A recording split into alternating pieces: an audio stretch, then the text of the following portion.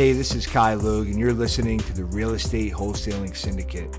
I designed this podcast to get you real, actionable information that you can apply directly into your wholesaling business. There's no fluff, no bullshit, just real advice and real strategies from the best investors and wholesalers in the game. All right, what is up, guys? It's another episode of the Wholesaling Syndicate podcast. I'm extremely excited for the guest we have today. We have Rich Wonders and Novation King with us today. Rich, thank you so much for joining us today, man. Hey, thanks for having me on, brother. I'm excited, man. Let's get it. Same here, man. Yeah, I know Novations are, what's hot right now. Everyone's talking about it. Not everybody knows what it is. So I'm super excited to dive into Novations, how people can start doing them. And yeah, I know a bunch of things I want to learn too. So before we get into all that fun stuff though, Rich, you kind of want, can you tell us your backstory and what was Rich up to before he became the Novation King? I was up to a whole lot and a whole little all at the same time, man. So I'm born and raised in Phoenix, right? Had a great upbringing. Two loving parents and everything. We didn't have like tons of money growing up or anything, but there was always food on the table, always clothes on my back, and good parents, which is like more than anyone can ask for. I'll give you guys the short version, right? But just so you have a little idea of who I am, right? When my dad passed away when I was 12, kind of went off the deep end and got rebellious, got into, using drugs and drinking and partying and just running around and just doing whatever I wanted to do. I was just a lost soul, right? I was just seeking to numb the pain because me and my dad were really close. Went off the deep end, got sent away to a place out in Tennessee that was like a boarding school slash like brain reprogramming center, super religious. That once I got out of there, I was there for a year, got out of there, really went off the deep end after that. And it actually had like the exact opposite effect. It made me want to rebel more. It made me want to go crazier. And I got into drugs really bad again, started selling drugs, got into all sorts of crazy situations that luckily I, never had to go to prison, never had to, go to the hospital or anything crazy like that. But there was lots of situations where I deserved like bad things to happen to me, right? Fast forward, got into recording, went to conservatory recording arts and sciences. Music was a passion of mine. I loved making beats. I loved recording people. I loved the engineering and producing aspect of it, kind of molding the sound. Things ended up happening with that. And I found myself homeless, where the record label I was working with, the guy ended up going to prison. I started working for a local recording studio, and the girl I was with at the time got sick of me being a broke loser, started cheating on me with the neighbor, kicked me out, right, of the apartment, found myself sleeping on the floor at the recording studio, working there during the day, working there during the night, catching some sleep once everybody left there, made a little pillow in the corner. Then I hightailed out of there before everybody got in for the morning. Okay. This is where I found myself for a couple months doing this, pulling this off. Finally had a buddy that let me go and sleep on his floor. And, after a couple months of that, he started looking at me like, hey, brother, these bills, they're coming every month and everybody's contributing, but you, how about getting, like a job or whatever? I was like, okay, yeah, you're right, bro. My bad. And that's how I found myself selling Kirby vacuums. Okay. Called an ad off Craigslist. Hey, I'm an ambiguous ad. It was like set up and display home appliances. I think it was like make like $800 a week plus bonuses. Called them. They're like, yeah, come on down. We're hiring. How quick can you get here? I was like, mission accomplished. Got me a job. Right. Got on the bus. Didn't have a car. Got on the bus. They gave me a hard time. Like they weren't sure if they were going to hire me. Later found out they would hire anybody that could fog up a mirror. And that ended up being a huge blessing. And that's where I had one of my first really impactful mentors, the guy that owned the place. His name's Don Burkhart. I learned sales. I learned discipline. He had a very structured environment there. He made millions of dollars, running this operation, selling these Kirby vacuums door to door. And I did that for 9 years. And I had my own office for a couple of years, did well with that for a while, but then got burned out. And this is how I first heard about wholesaling was my buddy, Jared Piper. Shout out to him. I always shout him out because him traveling and posting all of his adventures completely changed my life. And that's what inspired me to find out what the hell he was doing, because my life sucked and it looked like his life was awesome. right? And so I always shout him out because he's one of my childhood friends that I used to get in trouble with when I was like 12, 13 years old. We'd be smoking cigarettes, we'd be doing the most, right? Drinking, smoking weed, all of that. And he was doing great, and I wasn't. And I was in a dead end job that I hated. And I thought he was a realtor. And I reached out to him. Hey, bro, this realtor thing's working out. Like, I just saw you in South America. Now you're in Asia.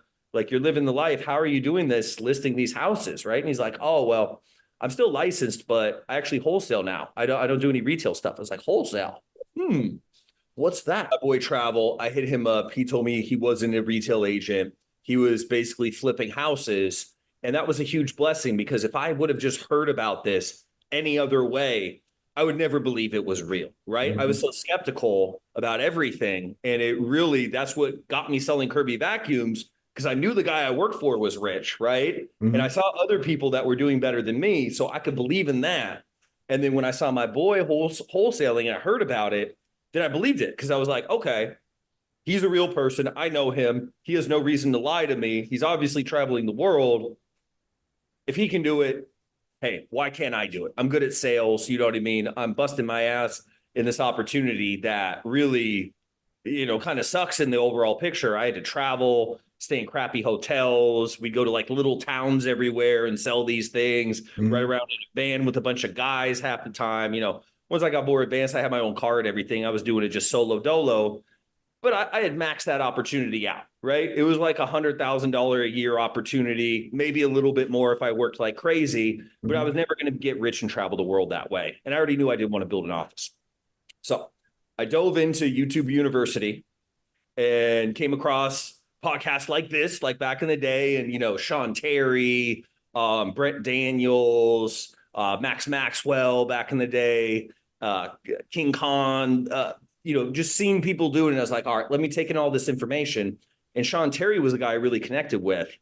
His sales style was very similar to mine. He was doing in-home appointments then, and that's what I was doing with Kirby, is going in people's houses and all the things all the sales advice he was giving. I'm like, dude, this is all the stuff I already do. Like, this Mhm. guy's legit.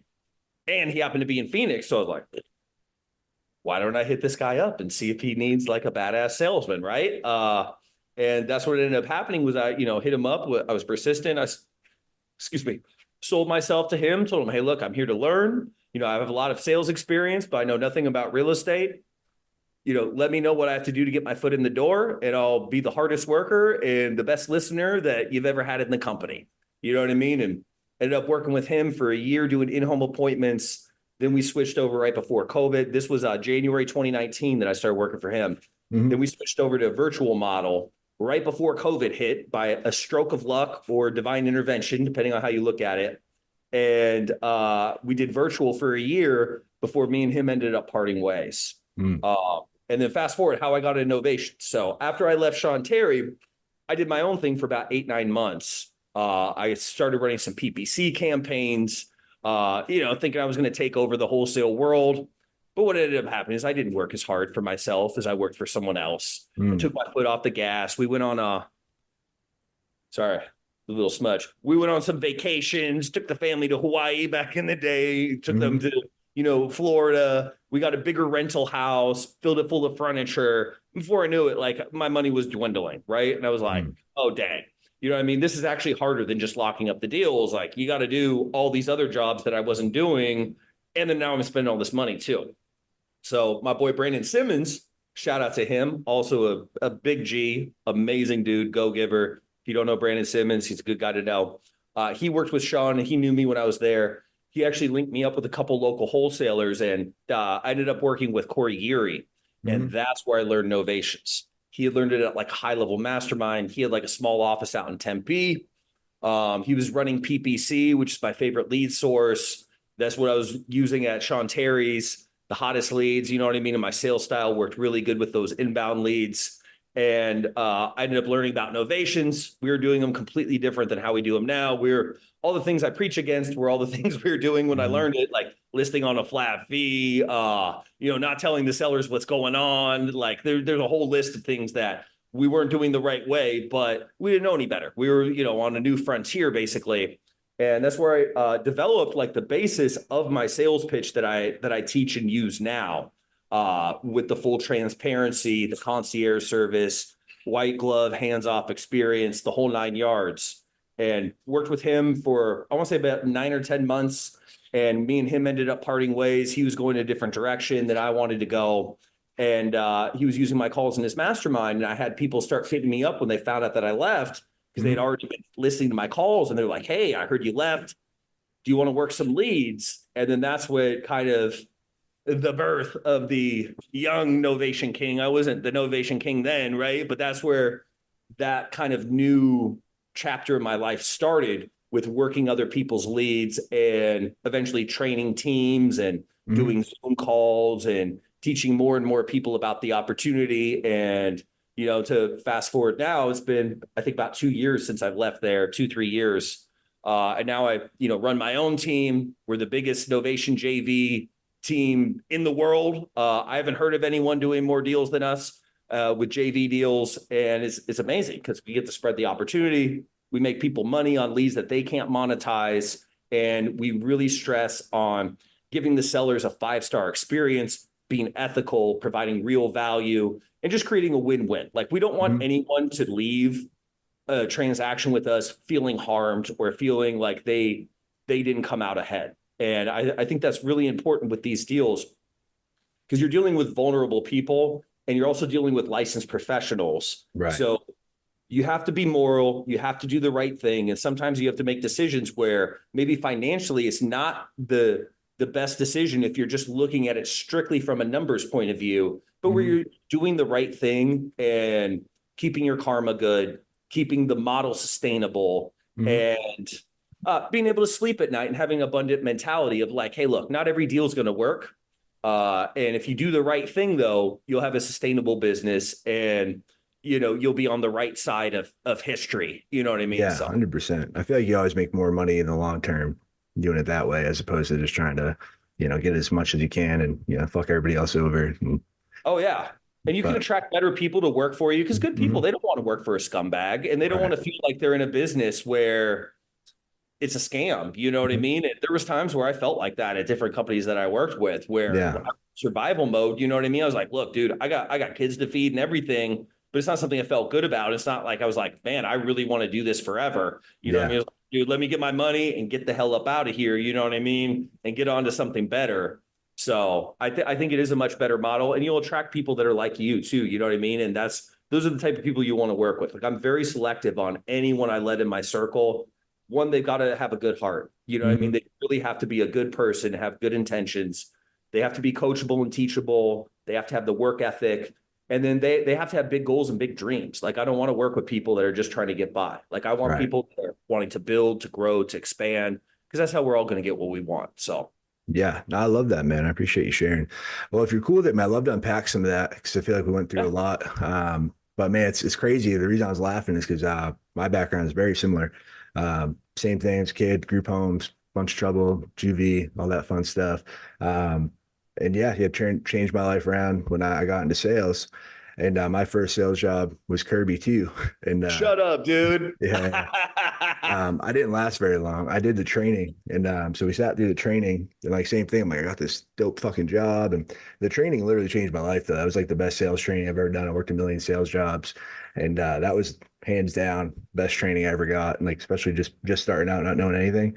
Um, Yeah. but it was funny because we kept going through it, and every day there's like a group of like 20 people the first day, and then like as the week went on, there's like 3 people left. And I kept thinking, Congratulations, you made the cut, man. Everybody else got fired, man. We kept you though. yeah, I realized it was You me and like all the other dickwit. people that weren't like the best candidates too. And I'm like, oh, and I'm like, maybe, that maybe I should leave. And I found out they weren't going to pay me that for that first week, to the place I was at. And they're like, oh, we'll pay you. And then like, no, we're not going to pay you. And I'm like, oh, I'm like, all right, I'm going to dip out. But yeah, training was super valuable. So no, I think that's crazy, man. So was that kind of the turning point for you? You think was finding sales, or was something else that kind of, what do you think was like the tipping point or the turning point for you? I mean, there's been so many, you know what I Mhm. mean? And it's like Right. each new chapter kind of had like a pivotal transformation, right? So yeah, one major turning point was definitely when I went from sleeping on the floor of the recording studio to being active in sales, right? And that was the first time where because before my dream was always, well, when I was selling drugs was to be a rich drug dealer and get into, legitimate business. That Hmm. obviously didn't work out. Right. Then it was like, okay, this recording studio, I'm going to be a famous producer, make it big, live this crazy life. That didn't work out. Then it was like, okay, I found this Kirby thing. I'm going to be this big businessman. I'm going to be like my boss. I'm going to start this big office. That didn't work out, right? Found out I hated it. And then when I got into real estate, then it was like, okay, great. And then there was like several points where that didn't work out either. You know Hmm. what I mean? But I just kept going. And I would say the biggest pivotal moment was finding my wife Hmm. and going from being a single dude trying to do his own thing to having a family. Hmm. So meeting her was a huge, huge turning point because it wasn't about me anymore. It was Hmm. about, when we first got together, she had a 3 and a 5-year-old. Things moved really fast. We fell in love, moved together right away. Before I know it, my daughter was on the way, and that's what made me leave Kirby because the thought of um, me raising kids, doing this job, being gone all the time, struggling, being this absentee father, or even worse, like failing. And there's things going on in Hmm. the Kirby business. The guy was getting in trouble for all the cold calling he was doing. And the writing was on the wall that, like, hey, look, this ain't going to last forever. And that's what made me think bigger and get involved in bigger opportunities. So that was a huge thing right there is wanting to give my family a great life because I had almost like given up on me having the life that I originally envisioned, like this Hmm. playboy lifestyle and all that. Like, you know what I mean? Like that never worked out when I was young. So it was like and then once I met her, I didn't even want that. Right. What I really wanted was to have a beautiful family, to be able to travel the world with them, to give them a great life, teach them all the lessons that I learned, by bumping my head in the wall over and over again. And then the fear of not pulling that off really drove me even more so than the desire of getting it done. Like Hmm. I already had felt like a failure. You know what I mean? So like the thought of them looking at me like a loser, that was something like I was not willing to Hmm. do. And I would literally like pull it off or like die trying. You know what I mean? Like I was willing to like lay it all on the line. And it makes me emotional even thinking about it because those were Yeah. like the moments that really like forged the determination, and people downplay the mindset involved, right? Like for me, it was all very difficult. Like none Hmm. of it came easy to me. You know what I mean? And maybe there's people that are smarter than me or like more ambitious where they just pulled it off and it was no big deal. But for me, it was extremely hard. Yeah. And there was many times that I wanted to give up. I didn't think I was going to make it. I questioned my own talents, abilities, questioned my identity so many different times of like, man, what am I even doing? You know what I mean? But I'm so grateful. And honestly, it's by God's grace that everything did end up working out. And like now, you know what I mean? Like I'm doing all the things that I envisioned. And I just feel so grateful that I really don't deserve any of this. I worked hard, but lots of people work hard and never get their dreams accomplished. I was working hard when I was doing Kirby. I was Right. actually working a lot harder than I'm working now. You know what I mean? But Hmm. God really just blessed me with just these one step at a time, Hmm. getting these ideas on how I can push the ball one step further. And I just kept listening and implementing it. And that's what's allowed me now to, be in a completely different place than I ever thought I would be. And, my biggest fear now, too, is just getting arrogant or taking it for granted and having it all Hmm. go away. You know Right. what I mean? Because I know it totally could. Like I'm Hmm. one bad night away from my whole life being destroyed. So it really keeps me on my toes. And I really try to involve as many people as I can now too, because what I found is I work much harder for other people than I'll work for myself. Like for Hmm. myself, if I'm comfortable, I'm cool not doing anything. Like I'm Yeah. I'm that guy. I'm totally cool. Some people live to work. I don't. You know Hmm. what I mean? I'm totally cool with just chilling all the time. I would totally do that. But I make sure I keep everybody around me because I will work for the guys that work underneath me. I will work for Hmm. my family. I will work for my kids, my wife. You know what I mean? So I have to use external motivators to keep me going because a lot of times, like, I won't do it just for myself. Right. So No, that's great, man. No, I feel like it's so true, especially for people that are listening to this podcast and they're going through it now. It's just crazy when you look back and like, because hindsight's 2020, but it's crazy like, how the things that you thought wanted to work out a certain way didn't work out that way, but end up being for your good and like meeting the right people at the right time and like how they were placed in your life. It's, you got to think there, regardless of what you believe, I believe in God too, but I mean, there's, when you look back like that, I guess he is a design, like what are the odds of like that happening? It's just crazy. for sure, all your worst moments are preparing you for something great. And Mm-hmm. you have to look at it that way because otherwise you're just a victim going through life with bad things happening all the time. You know Mm-hmm. what I mean? For the people that don't look at it that way, then it's true. Then their whole life is just filled with misfortune and they never amount to anything. And that's where I was for a good most of my life. You know what I mean? Mm-hmm. Me It's just too. how I was just a guy that was having bad things happen to him and didn't know what to do. You know what I mean? But Mm-hmm. when I kind of surrendered my own thinking and looked to a higher power, that's when it's just crazy. Like, I don't know. Like, I'm not trying to get preachy on here or anything, but I'm just telling people what worked for me. Mm-hmm. Like, when I opened myself up to a higher power and tried to eliminate all the things that were holding me back, I would literally get great ideas that would just pop into my head. And it Mm-hmm. wasn't that I thought of it or I sat down and calculated it and figured it out. It was like delivered to me. Yeah. And I just, I wish that blessing for everybody. You know what I mean? Because I think we were all designed and built uh, for a great purpose. You know what I Mm-hmm. mean? To serve the greater good. And, you know, ever since I've, just kind of surrendered my will and everything like that is just, things have just continued to get better. And, instead of bad things happening all the time, now just like random good things happen to me. Mm-hmm. So 100%, man. No, I love that. And yeah, I think if, you found something that helped you and changed your life dramatically, you'd be a dick not to share it. So don't think that's preachy at all, appreciate man. that. Yeah. Well, I love it, man. So yeah, so you're going through, so you're doing the novations, you changed it completely. So let's kind of get into novations are. So for people Yeah. who maybe are just starting out, what is a novation? Okay. So a novation, give me one sec. Novation's kind of a blanket term, just how wholesale is. No, the word novation means to replace one agreement with another. Mm-hmm. Now, the practical use of it and the method that we use, I call it the rainmaker method. Okay. And a rainmaker is someone that pulls top talent from different places to bring it together on a project to work together. So it's essentially the same process as wholesaling, meaning, we're actively seeking out motivated sellers that don't want to sell their house, they need to sell their house, right? And they're not wanting to go through the traditional process that 98% of people are going to do of calling a realtor, fixing up the house, listing on the market. So these people, they're looking for a cash offer.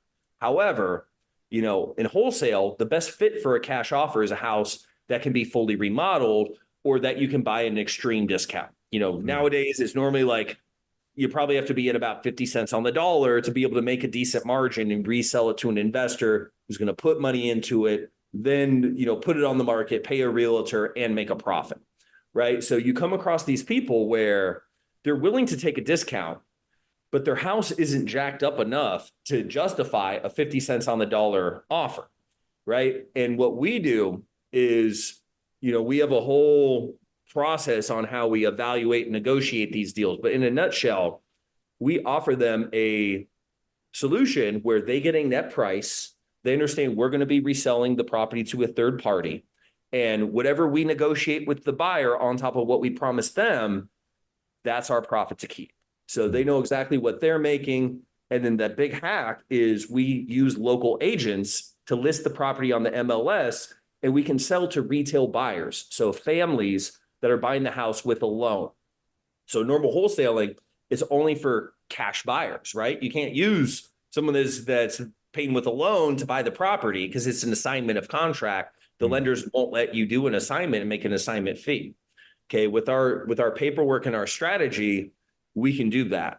And so it opens up all these properties that have motivated sellers that aren't a fit for a wholesale deal, but also don't want to be going through the traditional process, where we can give them most of the speed and convenience of a cash offer, but they'll net significantly more money than a 50 cents on the dollar offer. And we basically just give them certainty, peace of mind, and hands-off experience. So we tell them they don't have to lift a finger or spend a penny. We deliver the result on a silver platter.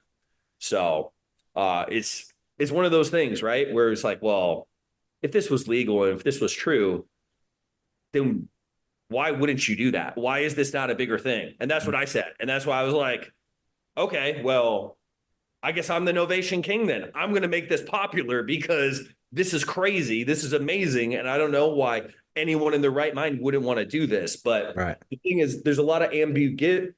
There's a lot of murky water. We'll put it that way. I can't say the word right now. There's a lot of conflicting information. There's a lot of noise. Right. And there's the right way to do it. And then there's all the other ways to do it. Okay. You have to be transparent with them. That's number one. You can't try to do this behind their back.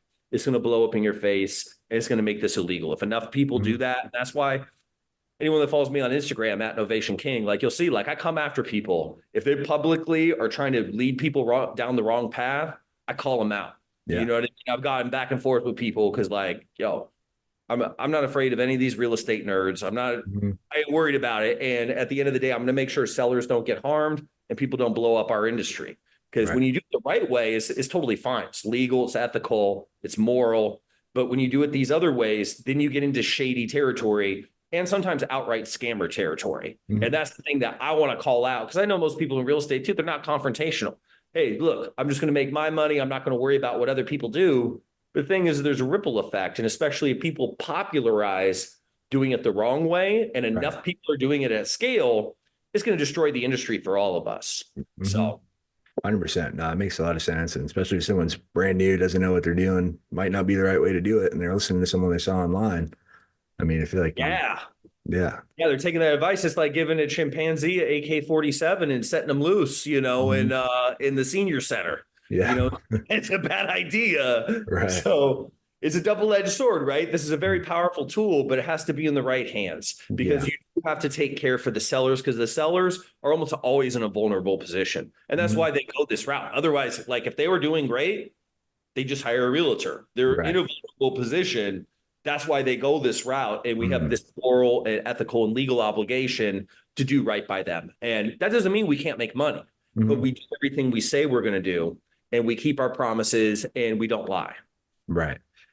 Yeah, I know that's a big question I hear a lot. That I had myself too, is, if someone's going to go the Novation route, why wouldn't they just hire a realtor? And I know you kind of touched on it, but can you go a little deeper into that? Yeah. So they're out there seeking a cash offer. That's how they come across our desk, right? Because they're either filling out a PPC form, pay-per-click. They've responded to cold calling. They've responded to a postcard. So they automatically are filtered as people that don't want to call a realtor, because otherwise they'd just be calling a realtor. They wouldn't be talking to us. And it's different things. It's normally a life situation. So with a wholesale deal, it's a life situation and a property condition situation.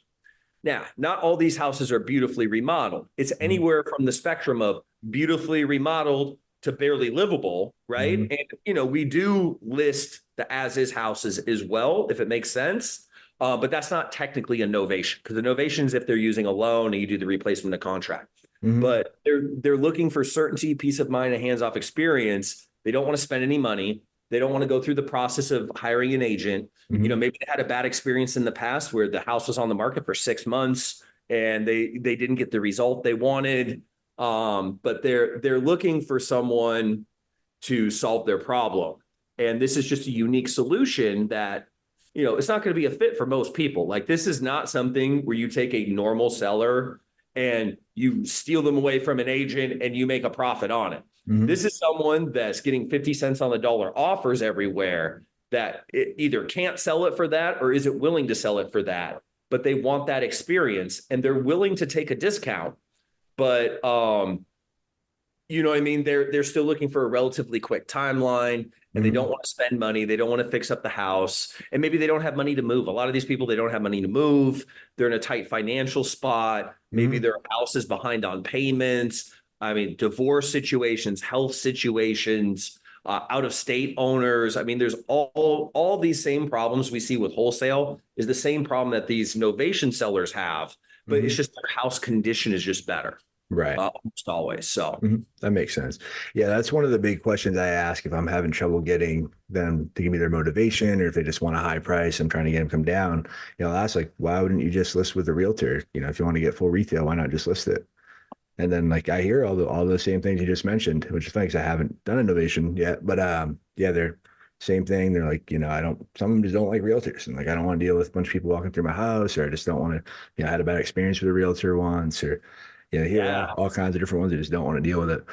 They don't want to do the open They're afraid of the houses. worst case scenario. And the worst Mhm. case scenario is a realtor that's annoying. There's people coming through the house at the drop of the hat. They got to spend a bunch of money. They're trying to avoid it. And here's the thing, like I'll be honest with people, like these deals, they're not easier than wholesale deals. They're Mhm. actually quite a bit more difficult, and it requires money. You can't do it if you're just starting out, you don't have any money.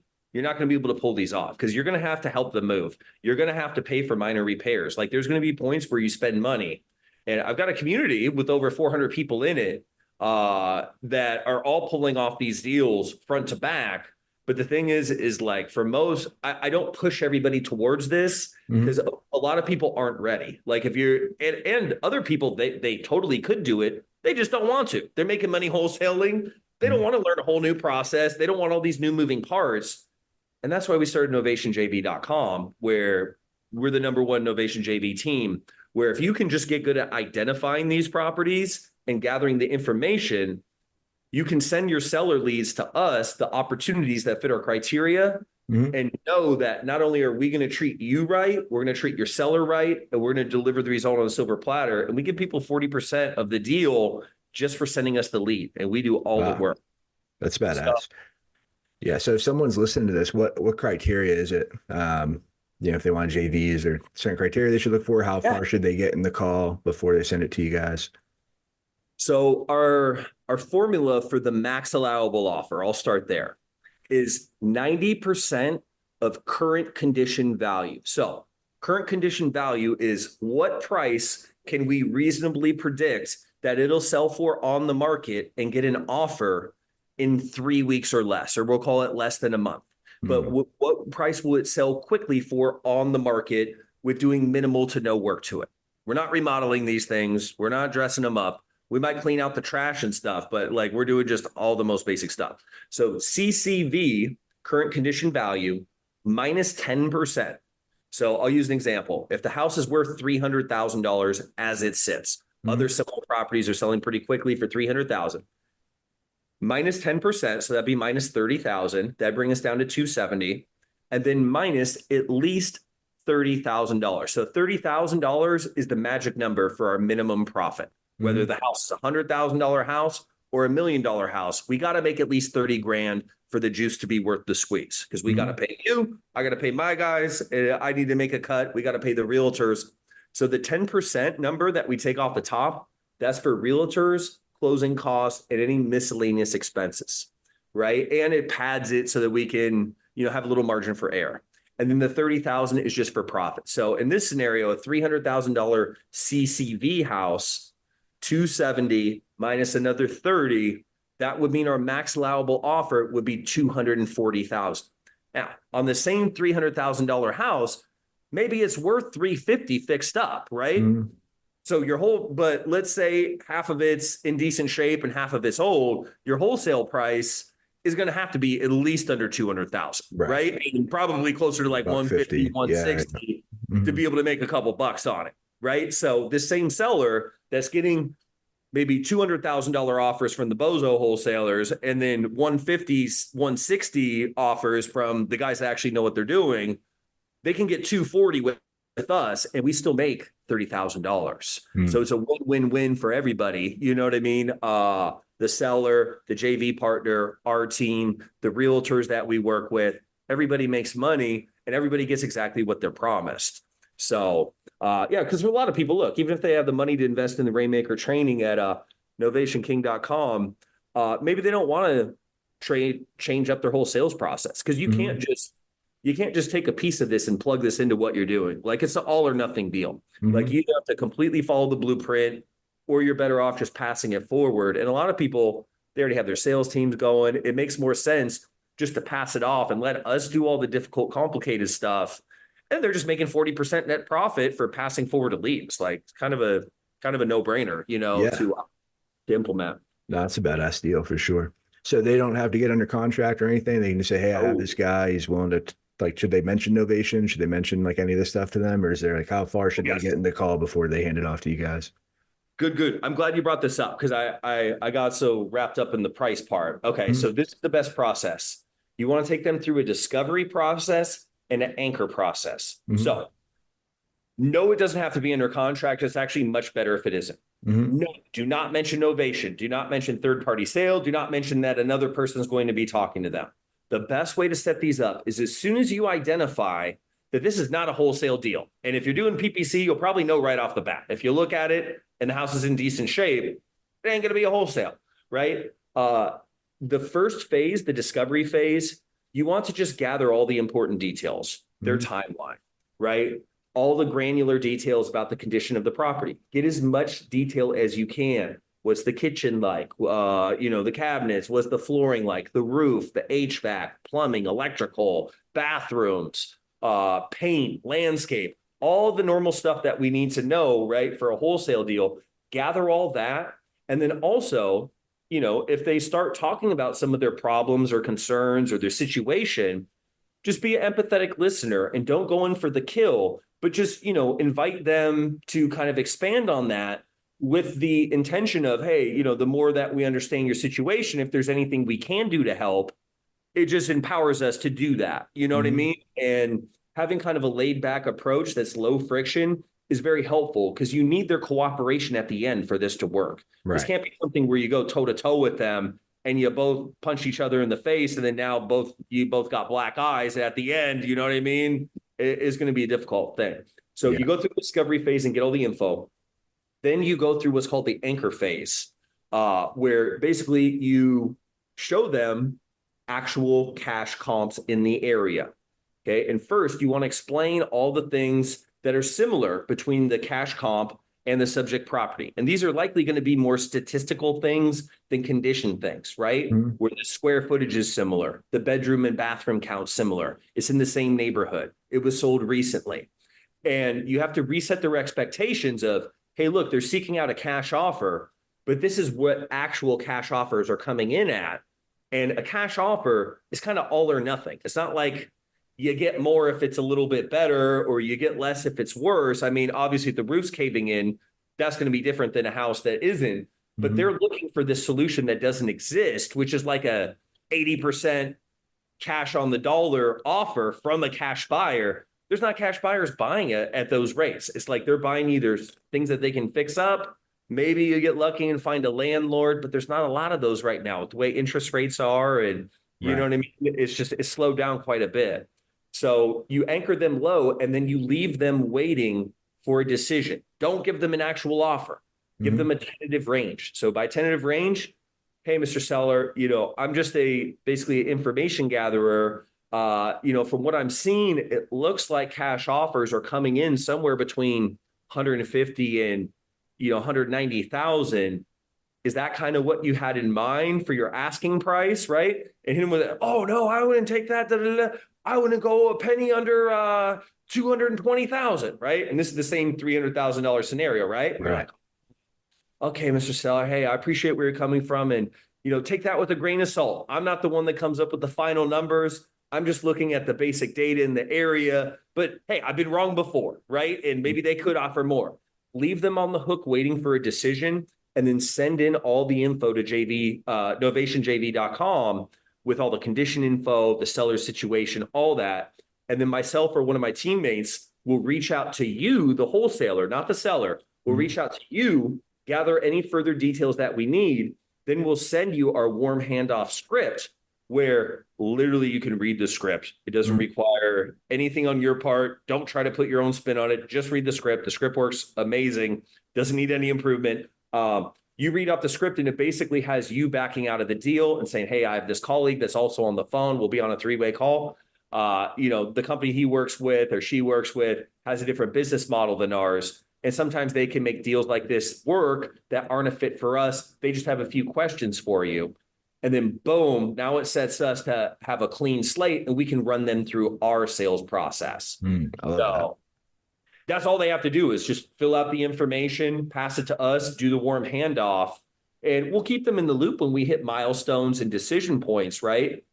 But they're like the JV partner's not involved in the process. For them, it's also a hands-off white glove experience where we deliver the result on a silver platter. Because here's the thing, if they really want to learn it, they just buy the course. Right. You know what I mean? Most of these people, they're passing them to us so they have more bandwidth to do the deals that they already know how to do that are quick money. Because here's the thing, if I could do all wholesale deals and make as much money as I make and do these novations, ouch, I would do wholesale deals all day. They're a lot easier. They're a lot quicker. You get your money faster. You don't have to spend any money. Like wholesale deals are amazing. Like I'm not the guy trashing on wholesale. It's just, if you're marketing, there's way more novation opportunities. So I'm doing the dirty work that no one else wants to do because I've already invested all this time and energy in building out the teams, the systems, the process. And I bumped my head. I mean, however much money, millions I've made on these deals, I probably lost just as much in failed opportunities. So I've learned a lot of expensive lessons along the way that, instead of people trying to do these themselves and losing deals like I did for all these years, they can give it to us and they're in good hands and they're going to get a 40% cut. And our average deal size is around 40,000 right now. So nice. 40% of that, it ain't bad. No, that's great. Oh, that's awesome, man. It's funny. It sounds like our sales styles are very similar. So there's a lot of people out there, I won't name any names, but that you're like, don't ever say that there's like an underwriting team or anybody else, or don't, do that. But my whole thing is I always want to act like I'm on their side. My whole thing is I'm on their team. I'm trying to help them get that solution. And so I don't want to be adversarial with them or confrontational or fighting back and forth on numbers or, you just, I don't know. It's not my sales style. It's truthful too, especially if they're passing the deal to us. Like we're making the final decision on what we can offer. And you don't have to say the underwriting team. I mean, you can, and I've said it in the past, but you can say the decision makers, the powers that be, you can leave it vague. Yeah. There's different strokes for different folks. You know what I mean? Like, look, there's not only just one way that works, but I like using a way that's repeatable, scalable, and doesn't require one person's personality or one person's. I mean, look, if you've been doing the thing for 10 years, you can fly by the seat of your pants. And especially if you're dealing with low price point houses, you'll lock them up left and right. Because honestly, those are pretty easy deals, right? Yeah. Mm-hmm. You're dealing with hillbillies with a beat up house. Yeah. They're doing it for 50 cents on the dollar all day, twice on Sundays. You might even be able to get them lower than that. Now, if you're dealing with a family person that has a $500,000 house, those same tactics don't work. It just doesn't. Right. And those are the deals that have the most meat on the bone because there's a 10% margin on a $500,000 house is still 50,000. Okay. On a $100,000 house to make 50 grand, you got to peel their whole wig back and take half the equity to pull that off. And I'm not saying that it doesn't happen, but the model too isn't as win-win as making a 10% margin on a $500,000 house. Right. Right. And the big deals that we do, they're normally at higher price point houses. You know what I mean? Like we had one, we made $104,000, but the house was an $800,000 house. So it was still like a 20% margin. But normally our margin is between 10 and 20%. And there'll be some outliers where it'll be less or more. You know what I mean? But as a general rule, that's what it is. Nice. Yeah, that makes a lot of sense. So, and are there any, I guess, so you kind of mentioned it before, you said if, it's easier, but if you had a property, would you rather do innovation on it or would you rather wholesale it? And why? Oh, if I was going to make the same amount of money, I would wholesale it all day. Get paid in 2-3 weeks. Yeah. I'd have to deal with agents, lenders, escrow, none of that. I would wholesale it all day. Yeah, that makes sense. How about like the properties you mentioned before in the middle of nowhere? They're super inexpensive houses. Like there might not be as many buyers. Do you find it's easier to dispo doing the novation route?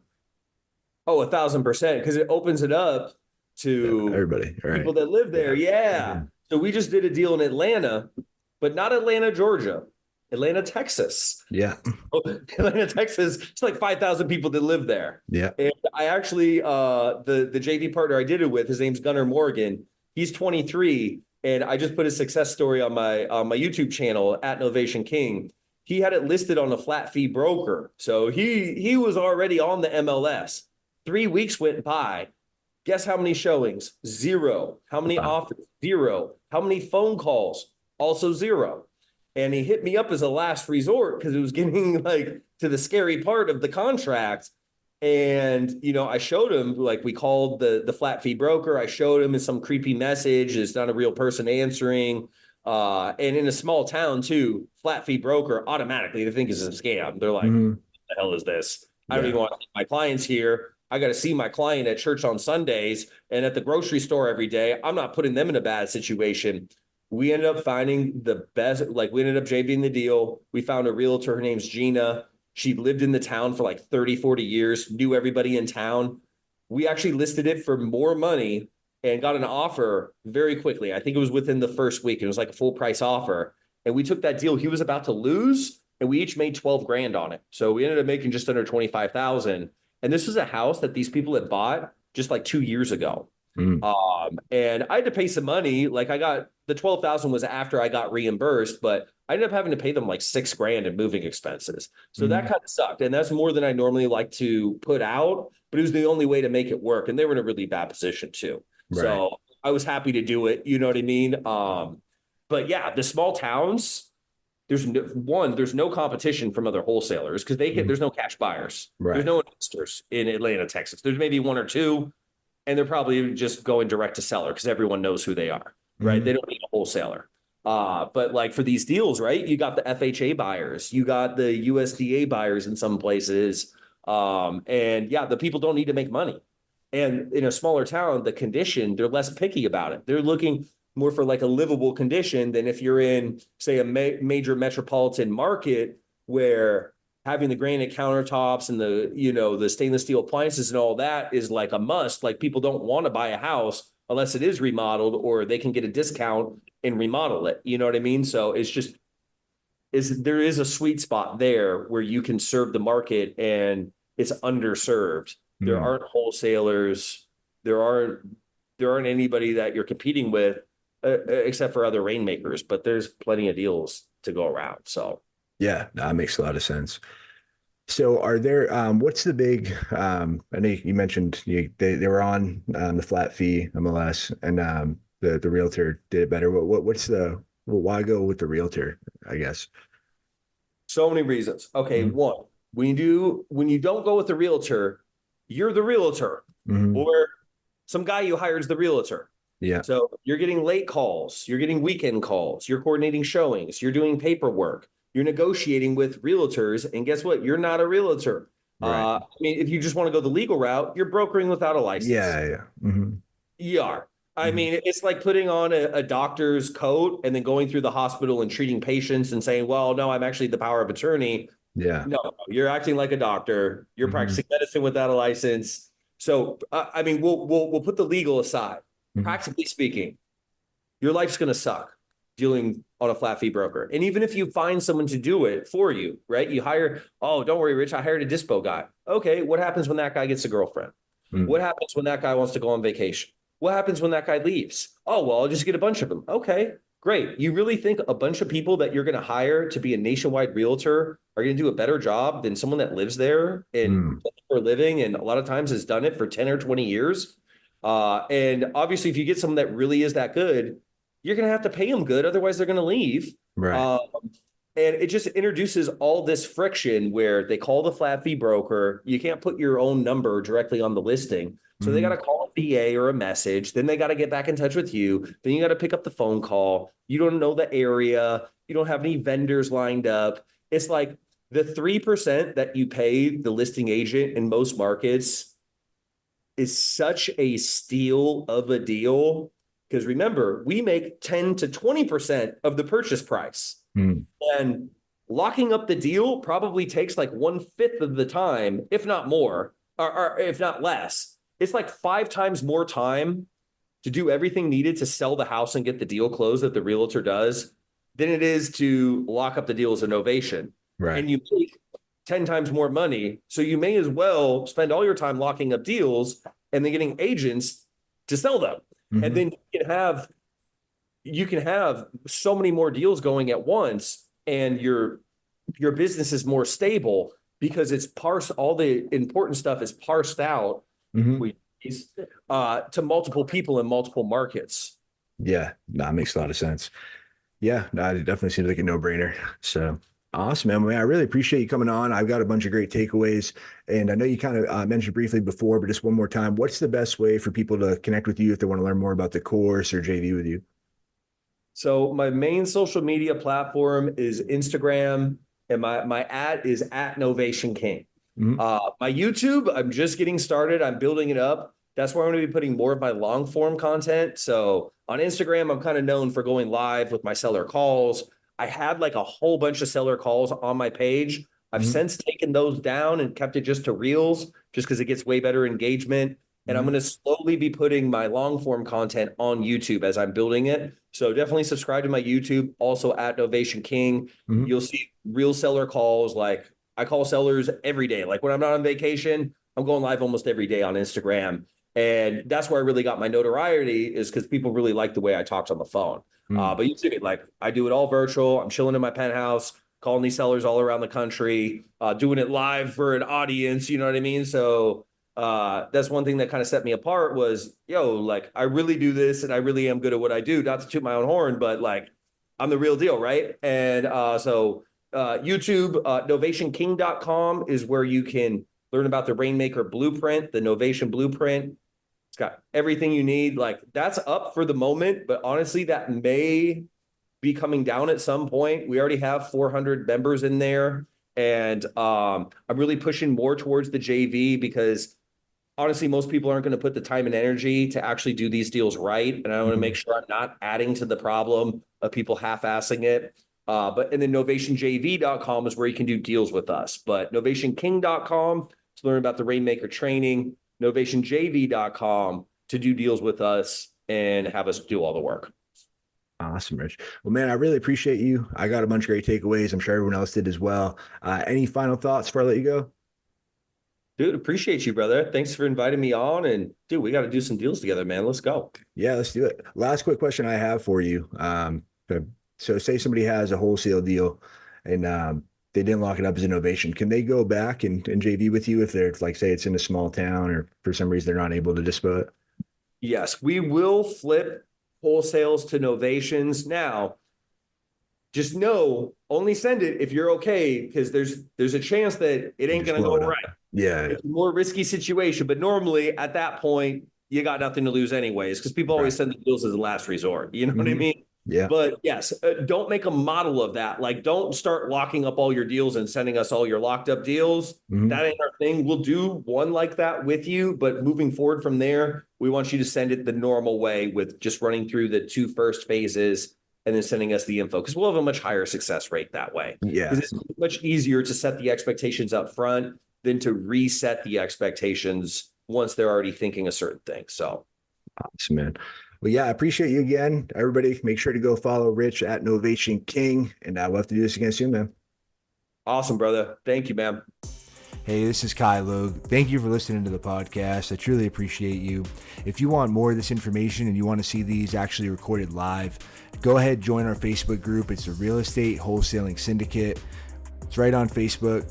Google it, you'll find it. Type it on Facebook, you'll find it. I look forward to seeing you guys in there. We give a ton of free information in there, a bunch of free trainings, free courses. You get all the scripts, contracts, everything you need, A to Z, absolutely free. And I look forward to seeing you on the group.